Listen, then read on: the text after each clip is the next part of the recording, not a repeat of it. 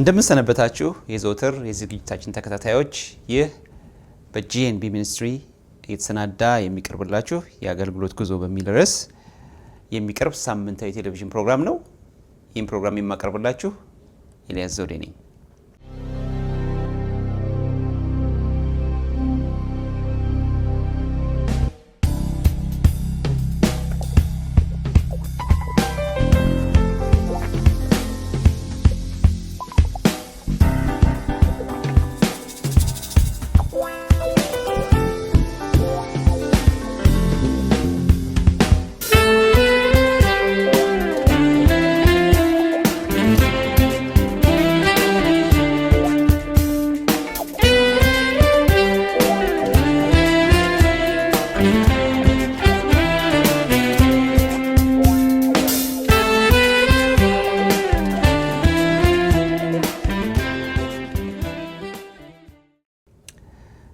በዛሬም ዝግጅቴ በጌታ ያውቃልና በብሩክታዊት የዝማሬ አገልግሎት የ30 ዓመት ታሪክ ላይ ያተኮሩ እናንተን ያስተምራሉ፣ ይመክራሉ የምንላቸውን የአገልግሎት ጉዟቸውን የሚተርከውን ሶስተኛ ክፍል እነሆ ይዤላችሁ ቀርቤያለሁ።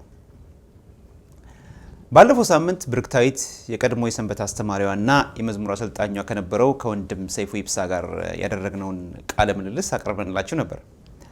ሰይፉ ወደ አሜሪካን ሀገር ሄዷል። ብሩክታዊት ከቤተሰቦቿ ጋር እየሄደች ጌታን የምታመልክበትና የምታገለግልበት የሰፈረ ገነት ቤተክርስቲያን በጊዜው በነበረው መንግስት ትዕዛዝ የማምለኪያው ስፍራ ተዘግቷል። የቤተክርስቲያኒቷ ምዕመናንና ብሩክታዊትና ቤተሰቦቿን ጨምሮ ማለት ነው ሁሉም ተበታትነው በየቤታቸው ጌታን ማምለክ ቀጥለዋል። ብሩክታዊት ውስጥ ልዩ የዝማሬ ጸጋ እንደነበራት ያስተዋለው የቀድሞ የሰንበት አስተማሪዋ ከአሜሪካን ድረስ አንድ ደብዳቤ ለብሩክታዊት ጻፈላት። ደብዳቤውም ጌታ የሰጣትን ጸጋና መክሊቷን እንዳትቀብር የሚያበረታታ ደብዳቤ ነበር። በደብዳቤ ውስጥ ያከለበት አንድ ተግባራዊ ጥያቄ ነበር። ያም ወንድም ሰይፉ በነበረበት ጊዜ ሆነ እሱ ወይም ወደ አሜሪካን ሀገር ከሄደ በኋላ ብሩክታዊት የጻፈቻቸውን ዝማሬዎቿን በካሴት ላይ ቀርጻ እንድትልክለት የሚጠይቅ ነበር። ዝማሬዎቹን ወንድም ሰይፉ የፈለጋቸው አንድም ያው ሊያዳምጣቸው፣ ሁለተኛ ደግሞ በውስጡ ያለውን ጸጋ ለማበረታታት ነበር እንጂ ከዚህ ያለፈ ሌላ ዓላማ አልነበረውም። ብሩክታዊትም ያንን የታዘዘችውን ነገር ለመፈጸም ዝማሬዎቿን በጊታር ተጫውቶ የሚያጅባትና የሚቀዳት ሰው መፈለግ ጀመረች። ይህን ሰው በመፈለጉ ወንጌላዊት መዓዛ የተባለች የሰፈረ ገነት ቤተክርስቲያን አገልጋይ ተባበረቻት። እንግዲህ ያለፈው ሳምንት የአገልግሎት ጉዞ ዝግጅታችን ብሩክታዊት ለጊታር ተጫዋችነት ያሰበችው ጌታ ያውቃል እንዳልነበረና ከጌታ ያውቃል ጋርም ምንም አይነት ትውውቅ እንዳልነበራቸውም አጫውተናለች። ታዲያ ዛሬ 30 ዓመታት ያስቆጠረው የጌታ ያውቃልና የብሩክታዊት አገልግሎት እንዴት ባለው ሁኔታ ነው የተቆራኘው? እንዴት ነው ይሄ ነገር የተጀመረው የሚለውን ጥያቄ ዛሬ ምላሹን ይዤላችሁ ቀርቤያለሁ።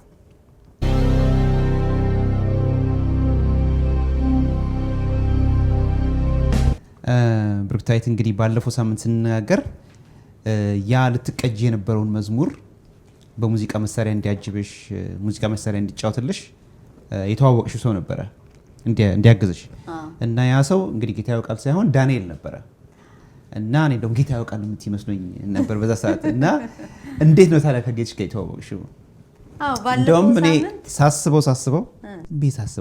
ነው እንግዲህ አሁን አንቺ በዛ ሰዓት ሰይፉ ካሴቱን ተቀርተሽ ላኪልኝ ብሎ ሲልሽ ገና የዛን ሰዓት የሚጫወትልሽ መሳሪያ የሚጫወትልሽ ማንም የለም እና እያሰብሽ ነበረ እና አስበሽ ከዛ ጌታ ያውቃል አልሽ።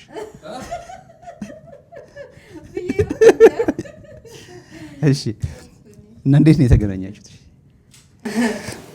ባለፈው ሳምንት እንደጀመርኩልህ ይህን ሁኔታ እንድታግዘኝ ማለት የሙዚቃ ተጫዋች እንድታገኝልኝ ለወንጌላዊት መዓዛ ነበረ የነገርኳት። ያው እናቴ ነግራት ነው ባይበልጥ እና ከወንድሟ ጋር አብሮ ዩኒቨርሲቲ ተማሪ የሆነ ሙዚቃ የሚጫወት ልጅ እንዳለ በወቅቱ ኢንጂነሪንግ ተማሪ የሆነ ሰው እንዳለ አወራችን። ጥሩ የሚጫወት ልጅ አለ ከወንድሜ ጋር አብረው ሆነው ሲጫወት አይቻለሁኝ ብላ ስለሱ ነገረችኝና ዳንኤል ተስፋዬ ከጌታው ቃል ጋር እንዴት እንደተዋወቀ የበለጠ እሱ ሊነግር ይችላል። ምክንያቱም እሱን ልጠይቀው ብትጠይቀው ጥሩ ነው። አሁን እኔ ያለሁበት ከተማ ለስራ ጉዳይ ስለመጣ ሊያስረዳህ ይችላልና እሱን ብትጠይቀው ሞር ጥሩ ይሆናል። በጣም ጥሩ እንጠይቀዋለን።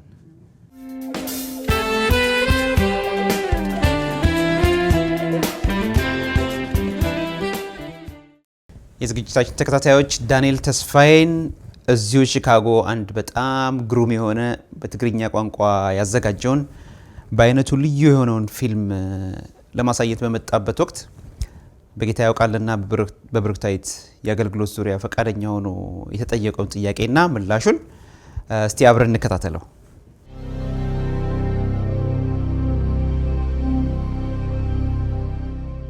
ወንድም ዳንኤል ተስፋዬ እንኳን ወደ ሺካጎ በደህና መጣህ። ለጌታ ያውቃልና ብሩክታይት የአገልግሎት ጅማሬ ትልቅ አስተዋጽኦ አድርጎ ከሚባሉ ሰዎች አንዱ እንግዲህ አንተ ነህ እና እሱን በተመለከተ ወደ ጥያቄ ከመግባቴ በፊት እስቲ እንደው ካንተ ጋር ሰዎችን ለማስተዋወቅ መቼና እንዴት ኢየሱስ ክርስቶስን የግል መድኃኒት አድርገህ እንደተቀበልክ እስቲ ብታጫውተን። ወላጆቼ ቤተክርስቲያን የወሰዱኝ ከህፃንነቴ ቤተክርስቲያን ውስጥ ነው ያደግኩት። ምክንያቱም ይሄ በአስመራ ገዛ ከንሻ የሚባል ከንሻ ሚል ማለት በአማርኛው ከንሻ ሚል የለውም ሉትራን አይነት ወይ የመካነ ኢየሱስ አይነት በአዲስ አበባ አይነት እዛ ነው ያደግነው። ወላጆቼ ከህፃንነቴ መጽሐፍ ቅዱስ እያስተማሩኝ እሁድ ቤተክርስቲያን እየሄድኩኝ ነው ያደግኩት። ቢሆንም ግን ልማድ ሆኖ መመላለስ እንጂ የእውነት መንገዴን የቀየርኩበት ዳግም ልደት ያገኘሁበት ጊዜ ምትዝ የሚለኝ የኢትዮጵያ ይሄ ብሔራዊ የኤስኤልሲ የሚባለው ፈተና እሱን ከመውሰድ 3 ወር በፊት ይሆናል። እናቴ አንድ ደስ የሚል የወጣቶች ኮንፈረንስ ተዘጋጅቷልና ትሄዳለህ አለችኝ። ቅዳሜ ቀን ነበር። እንዴት እሺ እንዳልኳት አላውቅም። ምክንያቱም እሁድ ነው እንጂ የምሄደው ቅዳሜ ሄጄ አላውቅም። ያን ቀን ግን ይዛኝ ስትሄድ መጀመሪያ ቅርም አለኝ። ለምን ሄዳለሁ እያልኩኝ ቀጠሮዬን ትቼ ነው ሄድኩት። ቦታው ደግሞ ሰው ሁሉ በዝቶ መቀመጫም አልነበረም። ከኋላ ነበር የቆምኩት። ከዛ ሰባኪው ስብከት ጀመሩ። ሲጀምሩ ደግሞ ስለ ጸጉራችን መርዘሙ፣ ስለ ልብሳችን ምናምን ሁሉ በጣም ተናደው ነበር የሚናገሩ። ያሁን ወጣቶች እንደዚህ ነው ልብሳችሁ ሲሉ እኔ እሳቸውን ሰብዬ ስብከት እየሰማሁ ይሄ ፋሽን ማያቅ ሽማግሌ ሰው ይለምዶ እንደዚህ የሚለው ብዬ ስናደድ ትዝ ይለኛል። ስብከታቸውን እንደጨረሱ ግን ኳየር ይዘምሩ ነበር እና በኳየሩ መሀል የነበረች አንዲት ሴትዮ በተለይ ማልረሳው አይኗን ወደ ላይ እያየች እግዚአብሔርን ታመሰግን ነበር፣ ታመልክ ነበር። ስትዘምር የሆነ ውስጤ የገባው ነገር ነበር። የምታየው ነገር ምንድን ነው ብዬ ከዛ በኋላ ያንን የምታየውን ነገር እውነት እግዚአብሔር እሷን የሚነካት ያለ ነገር ካለ እኔም እንዲነካኝ እፈልጋለሁ ብዬ ቆሜ ማንንም እንደዚህ አላለኝ ምናምን ያኔ ስወስን ይህን መንገድ እሄዳለሁ ብዬ እግዚአብሔርን ስጠይቀው ትዝ ይለኛል። ከዛ የመዳኔ ቀን እዛች ቀን ነበረች። በደንብ የማየው ግልጽ የሆነ መዳን ሆነልኝ። በጣም ጥሩ ነው። ታዲያ እንዴት ባለው ሁኔታ ነው ወደ አገልግሎት የገባኸው? ከዛ በፊት አገልግሎት ውስጥ ገባ ነበር። በመዝሙር አገለግላለሁ ከህፃን ሆኜ። ምክንያቱም እናቴ ከትንሽነቴ ጀምሮ ጊታር ተምሬ እግዚአብሔርን እንዳገለግል ትፈልግ ነበር። ይህንን ያዩ ጊታር ይዤ አስመራ ከተማ ውስጥ ወደ የሚያስተምረኝ ሰው እየሄድኩኝ ስመላለስ ያዩ ልክ ያኔ አብዮቱ እንደመጣ ለኪነት ያስፈልገናል ብለው ኪነት ገና ሲጀመር እኔን ያስገቡት እና ኪነት ውስጥ ጊታር እየተጫወትኩኝ በቃ መስፈን ጀመርኩኝ። እናቴ በጣም ይቆጫት ነበር፣ ግን ለእግዚአብሔር ብላ ያሰበችውና የታሰበውን ነገር ፈጽሞ ለሌላ መንገድ መጠቀም ጀመርን። ከዛ በኋላ ግን ጌታን ከተቀበልኩ ጊዜ ጀምሮ የተመልሼ ወደ አገልግሎት ወደ መዝሙር ገባሁኝ። ስለዚህ ወደ ጌታ ለመምጣት እንግዲህ ቅድም እንደነገርከኝ ዋናው ምክንያት ዝማሬ ነው። ብለኸኛል። እና ምናልባት አሁን ራስ ዘማሪ የሆንክበት ምክንያት የዛ ተጽዕኖ ነው ብለህ ታምናለህ? እውነት ነው። መዝሙር ነው ህይወቴን የቀየረው። መዝሙር ነው። መዝሙር ለዚህ ነው ስለ መዝሙር ያለኝ አስተሳሰብ መዝሙርን ማስበው። መዝሙር ከመጠን በላይ ኃይለኛ ነው። በተለይ ድሮም ምንም ነገር ሳላውቅ የነ ደረጀ፣ የነ ተስፋዬ፣ የነ ሸዋይ ዳምጤ እነዚህ መዝሙሮች ስሰማ ውስጤ ደርስ ሲለው ስረካ አይ ነበር እና ድሮ ጀምሮ በቃ በመዝሙር ነው ያደግኩት። የስብሐት ለአምላክ የሚባለው አይነት መዝሙር ሰላም ይባላል። እሱንም ስሰማው እሱን ሲዘመርም ውስጥ የሚነካው ነገር ነበር እና እንደዚህ አይነት መዝሙሮች እየሰማሁ ስላደግኩ ለመዝሙር ያለኝ አክብሮት፣ ለመዝሙር ያለኝ አስተሳሰብ በጣም ከፍ ያለ ነው። ኦኬ።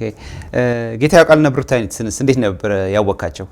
እነዚህን ሰዎች እኔ የማውቃቸው አይመስለኝም። ተሳስተው ነው የጠየቁኝ። ይሄ ቀልዴን ነው። የምንታወቀው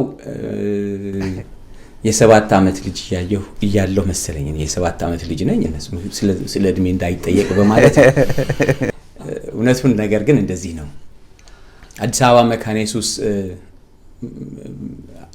ለዩኒቨርሲቲ ትምህርት ሄጄ አዲስ አበባ መካነ ኢየሱስ ስሄድ የመጀመሪያ የማየው የቤተሰብ ህብረት ተደርጎ ሲዘምሩ ያየሁት ምናልባት በሁለተኛ ወይ ሶስተኛ ቀን ይሆናል።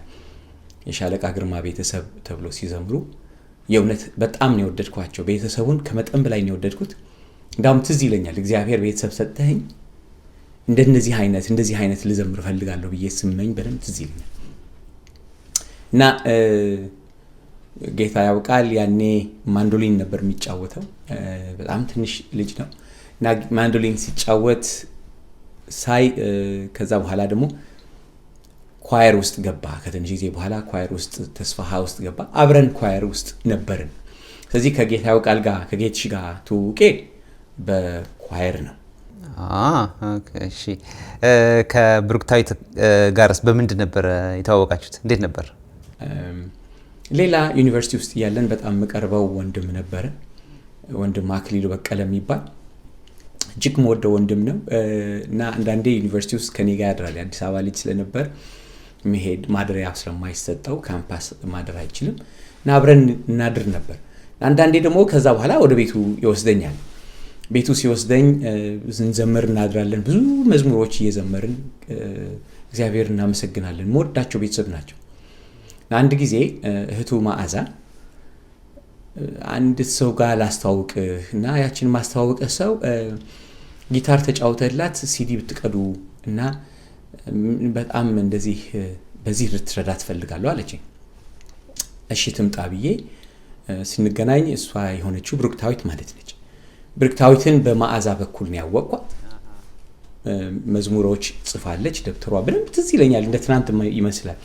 የጻፈችውን ደብተር ይዛ መጣችና የመጀመሪያ መዝሙር እስቲ አንዱ አድርጊልኝ፣ እንዴት አድርጌል ምን ኮርድ ሊያዝልሽ እንጫወት ብዬ ስጀምረው እውነት ያለ ማጋነን እኔ በሙቪ የምሰማው የህንዶች ድምፅ አይነት ሆነብኝ። እንደዚህ አይነት ድምፅ ደግሞ አለ እንዴ እስክል ድረስ በጣም በመገረም እሷን መዝሙር ተጫወትን። ሌሎችንም አረግንና ጠየቅኳት፣ ፈቃደኛ ከሆንሽ በኳየር ፕራክቲሳችን ጊዜ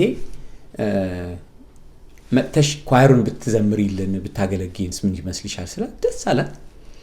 ቅዳሜ ነበር የኳየሩን ልምምድ።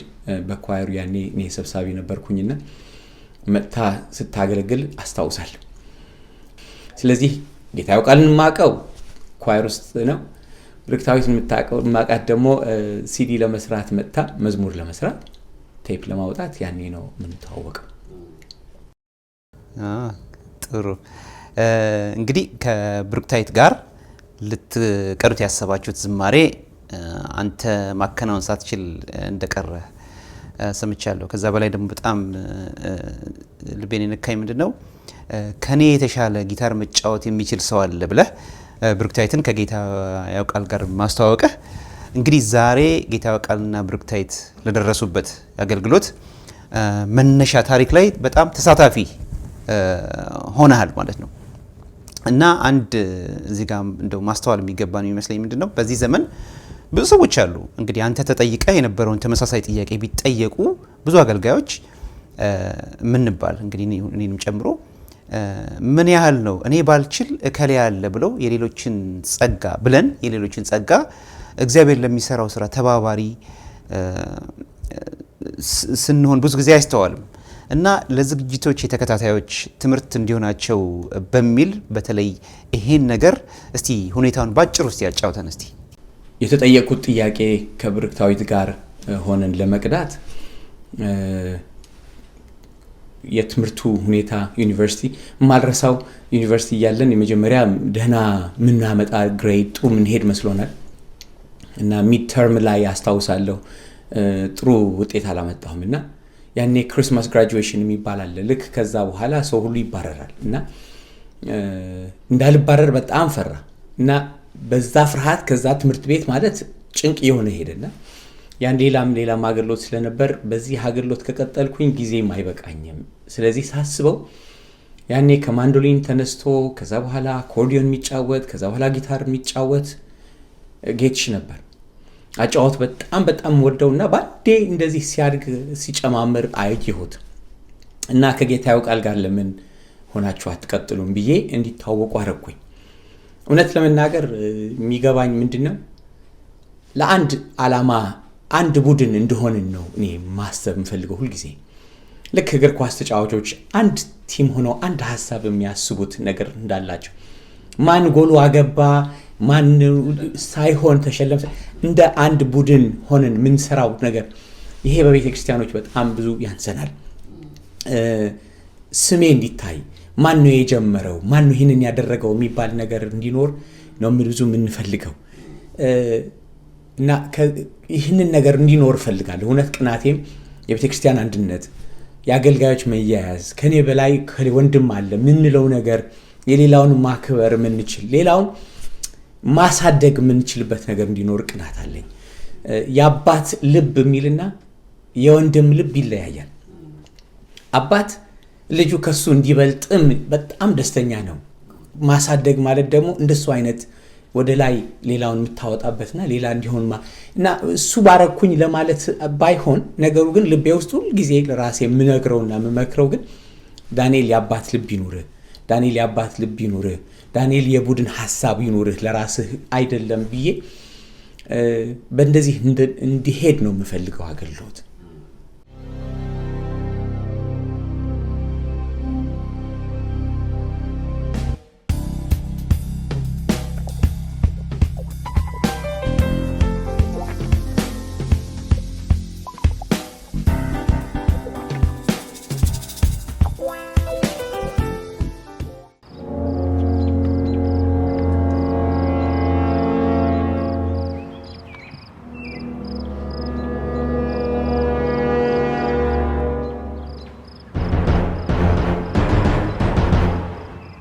ደሞ እዚህ ምን ትሰራለህ እንዳትሉኝ እዚህ የመጣሁት አሁን ልናገር ካልኩት ሐሳብ ጋር ቦታው ስለሚሄድልኝና ሐሳቤን በደንብ ለመግለጽ ይመቸኛል ብዬ አስቤ ነው።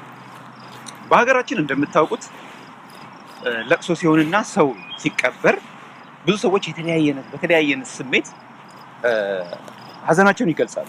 አሁን አንዳንዶቹ ምን ይላሉ?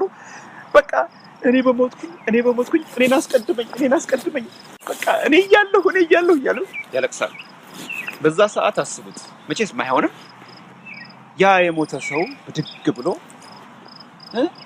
አስቀድመኝ ያልከው በልና ቀደም ቢላቸው ስንቶቹ እሺ ብለው ያ ያሉትን እንደሚያደርጉ ብዙዎች ይኖራሉ ብዬ አልጠራጠርም። ምናልባትም ያ ሰው እንደዛ ቢላቸው አንተ በቃ እንደው ቀልድ አታውቅም፣ አሁንም ቀልድ አታውቅም፣ ቀልዴን እኮ ነው የሚሉ ይመስለኛል።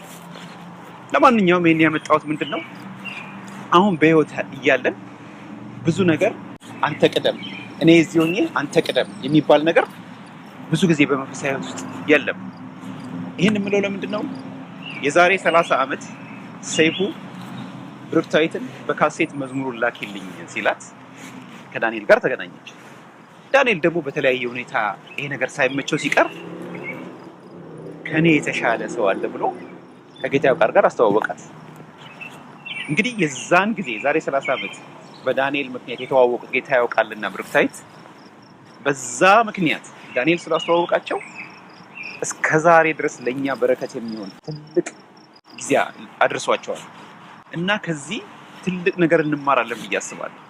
ሌሎችን ማስቀደም ከኔ የተሻለ አለ ማለት እሱ ይሻላል፣ ሌላ ከኔ የተሻለ የሚያገለግል አለ የሚል አባባል ከዚህ ትልቅ ነገር ልንማር እንችላለን እና ይሄንን ሁላችንም ትምህርት ይሰጠናል ብዬ ስላመንኩ ነው ይሄንን ነገር ማንሳት የፈለኩት። ወንድም ዳንኤል እንግዲህ ሰይፉ ኢብሳ ዝማሬሽን ቀርተሽ ላኪልኝ ብሎ ብሩክታይትን ለጠየቀው ምላሽ ለመስጠት በተደረገው እንግዲህ በዛ ሂደት አንተ እንድትሳተፍ ስትጠየቅ አንተ ደግሞ አሁን በነገርከን ምክንያት ባለመቻልህ ጌታ ያውቃልን በዚህ ስራ አሳተፍከው። እንግዲህ ሊቀዳ የታሰበው ዝማሬ ተቀድቶም አለቀ። ጌታ ያውቃልና ብሩክታይት ግን ይኸው 30 ዓመት ሙሉ ቀጥለዋል። ዛሬ ላይ ሆነ ስታስበው ወደኋላ ዞር ብለህ አሁን ያሉበትን የአገልግሎት ሁኔታ ስታስተውል እንዴት ነው እዚህ ደረጃ ይደርሳሉ ብለህ ታስብ ነበር? በፍጹም ማስበው ነገር አልነበረም። የካሴቱ ነገር ብቻ ይሆናል ቅጂው ይቀዳል እንጂ ከዛ በኋላ አልፎ ማየት አልቻልኩም። ማየት ቢቻል እንዴት ጥሩ ይሆን ነበር። እኔ ብቻ ሳይሆን ሌሎች ሰዎችም ያዩ አይመስለኝም። እውነት ለመናገር እነ ጌታ ያውቃል ራሳቸውም ያዩታል፣ ይህን ነገር ይመለከቱታል ብዬ ማሰብም አልችልም። ግን የሚገርም ነገር እውነት እግዚአብሔር በነ ዮሴፍ ህይወት ብቻ ሳይሆን በነ አብርሃም ህይወት ብቻ ሳይሆን በነ ሙሴ ህይወት ብቻ ሳይሆን በነ ጳውሎስ ህይወት ብቻ ሳይሆን በእኛም ህይወት ውስጥ ዓላማ፣ ትልቅ ዓላማ አለው። ለሚያደርገው ነገር እየመራ ወደሚያደርሰን ቦታ ያደርሰናል። አንድ መዝሙር ጽፍ ያለው የሸማኔ ነገር የሚል ነገር ሸማኔ የተለያየ አይነት ቀለም ያለው ክር ቀይ ያለ፣ ሰማያዊ ያለ፣ ጥቁር አለ፣ ነጭ አለ ያሉትን በሙሉ እየቀላቀለ አንድ ላይ አምጥቶ እንዴት ያማረ ነገር ውጤት ያመጣል። እኛ በህይወታችንም የሚያጋጥመን እንደዛ የተለያየ ነገሮች አምጥቶ ወደ አንድ ያቃና እግዚአብሔር በኋላ ልናየው የምንችል የተሰራ ውጤት በኋላ ነው የምናየው እንጂ መጀመሪያ ስታይ ምን እየሆነ ነው የምትለው። እንግዲህ እንደሰማችሁት በዳንኤል ተስፋዬ አማካኝነት ጌታ ያውቃልና ብሩክታይት ለወንድም ሰይፉ ኢብሳ የብሩክታይትን መዝሙሮቿን ቀርተው ለመላክ ልምምድ ጀመሩ። የትውውቃቸው ጊዜ ክረምት በመሆኑ ልምምዱን እና በቴፕ ሪኮርድ ሊያደርጉት ያሰቡትን ቀረጻ በመካነ ኢየሱስ ግቢ ውስጥ ለማካሄድ ተስማምተው እንግዲህ ልምምዱ እዛ ተጀመረ። ይህ ወቅት ነው እንግዲህ ጌታ ያውቃልና ብሩክታይት በመካነ ኢየሱስ ያሉ ክፍሎች በተለያዩ ምክንያት በሌሎች ሰዎች ሲያዙባቸው ለልምምዳቸው አመቺ ሆኖ ያገኙት ስፍራ ባለፈው ሳምንት የነገርናችሁ የሴቶች አዳራሽ ጓሮ ውስጥ ለነሱ እንግዲህ ያቺ ቦታ ነበረች የምትመች የነበረችው። በዛች ጓሮ ውስጥ ሆነው ሲለማመዱ ያዳመጧቸው ሮብ የሚሰባሰቡ እናቶች እስቲ ከምትለማመዱት አንዷን ዘምሩ፣ እስቲ ደግሞ ሌላ ድገሙ እያሉ ዛሬ 30 ዓመታትን ተጉዞ ለደረሰው አገልግሎት ይኸው በዛ መልኩ በቁ ማለት ነው። ለመሆኑ ጌታ ያውቃል ለብሩክታይት የዝማሬ ቅጂ እንዲረዳት ሲጠየቅ ምላሹ ምን እንደነበር እንዲያጫውተን እፈልጋለሁ። እንደው ከዛ በፊት ከብዙ ሰዎች የተላከልኝን ጥያቄ በማንሳት ጀምራለሁ። ያ ጥያቄ ጌታ ያውቃል የሚለው ስም ከሆነ አንድ ከተከሰተ ነገር ጋር የተገናኘ ሳይሆን አይቀርም እና የስሙን አመጣጥ ጠይቅልን ብላችኋል። የጥያቄውን ምላሽ አቀርባለሁ። የዛሬ 3 ዓመት አካባቢ ይሆናል እነ ጌታ ያውቃልና ብሩክታይት እኔ ወዳለሁበት አካባቢ ሲመጡ ሴት ልጄ ስለ ጌታ ያውቃል ስም ትርጓሜ ግራ ተጋብታ የጠየቀችኝን በስልክ ቀርቻት ነበር። ዛሬ ታዲያ የጉዳይ ሲነሳ በዛን ወቅት አጠያየቋ በጣም ደስ ስላለኝ የቀዳዋትን ብትመለከቱት መነሻ ይሆንልኛል ብዬ ስላሰብኩ ትንሿን ልጄን ሳይቀር ግራ ያጋባውን የጌታ ያውቃልን የስም ትርጓሜ እንዲህ ባለው ሁኔታ ነበር የጠየቀችኝ። ለምሳሌ እኔ አሁን ስጠይቀው ምን ብዬ ነው የምጠይቀው? እንዴ ብዬ ነው የምጠይቀው? የሰላም አባት ለምን ነው ስሙ ጌታ ያውቃል ምክንያቱም ጌታ ሁሉም ነገር ነው ያደርገው አይደል? አዎ። ለምሳሌ ጌታ everything when something goes wrong ያውቃል። እና ጌታ ያውቃል። እሺ ጌታ ያውቃል። Four syllables, አይደል? That means there are only 2 words. And now 2 words, 2 plus 2 is 4.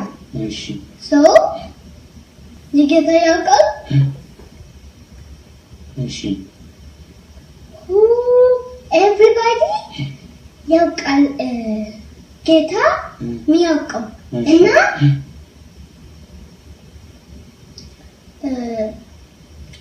እኔ አስያረኩ that ኢየሱስ ጌታ ያውቃል። እሺ ጥያቄው ምንድን ነው ታዲያ? ጥያቄው The question? I just said it. Why isn't it ጌታ ያውቃል? Okay.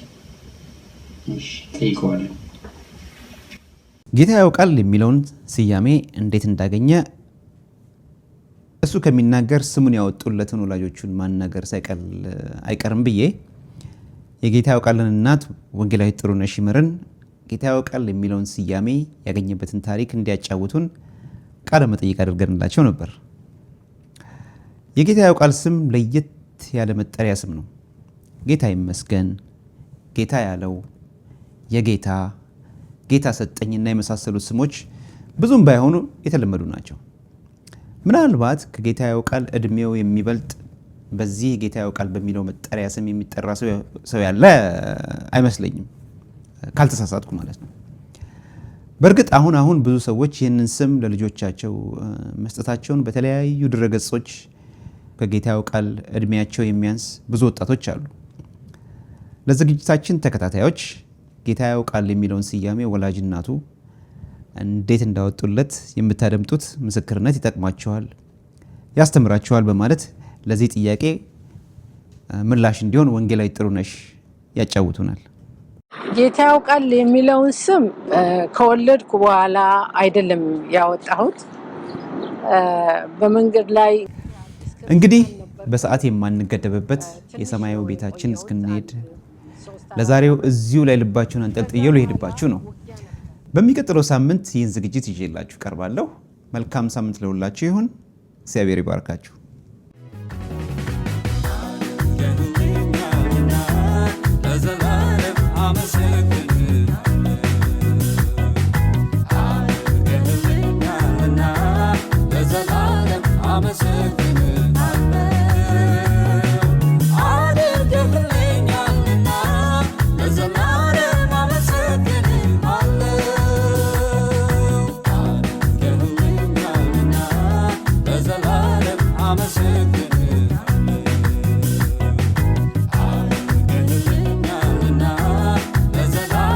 I'm a